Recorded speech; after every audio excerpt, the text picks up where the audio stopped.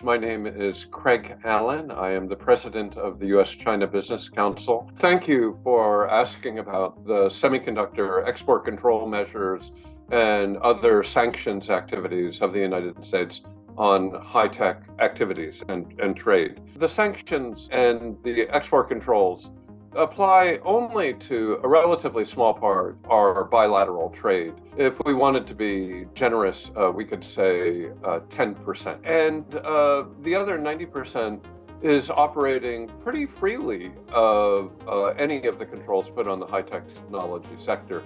So if you're in ag or consumer goods or financial services or energy, retail, wholesale, et cetera, chemicals, industrial, it doesn't really apply to you.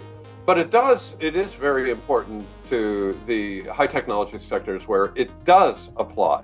And that would be in telecommunications, high-speed computing, semiconductor manufacturing equipment.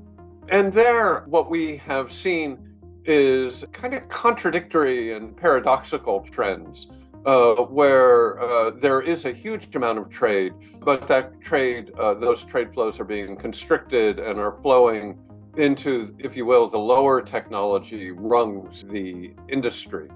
I think that the controls will certainly impede any joint research and development activities that may be underway. We have seen no material response at all from the Chinese government thus far. And I think that that's because if they reach out and sanction or block companies in this industry, that it will, if you will, boomerang back on them and hurt China more than it hurts anyone else. And thus they've been very cautious and careful not to engage in retaliatory behavior yet. Now, they have those tools, and they could, if they wished, to retaliate. But let's recall that it's not only trade, there's a lot of investment in this area as well. There's a lot, the global supply chains are intricately interlinked, and it's important to the Chinese side as well as to the American side not to disrupt the flow of either high-end or low-end semiconductors. Both governments have expressed a desire to reduce dependencies on the other, particularly in the technology sectors. And both governments have put into place policies that will lead to a greater self-reliance in the high technology areas.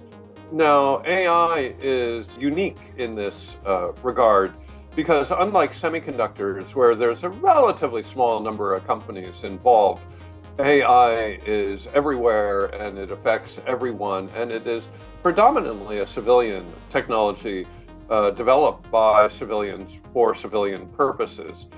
And so it presents a real conundrum to both governments as they kind of maneuver for leverage, maneuver for advantage.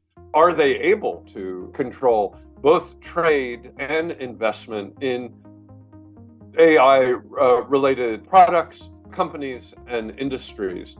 I suspect that it will be very difficult to do. AI, at the end of the day, is just an algorithm, and algorithms are traded pretty quickly with a stroke of a keyboard on a global basis. And so it's hard to restrict another's development of AI.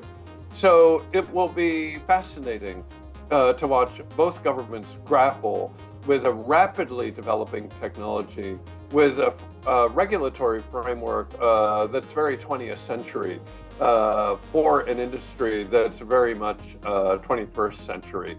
Can it be done? I think is a question that many of us will be interested in watching.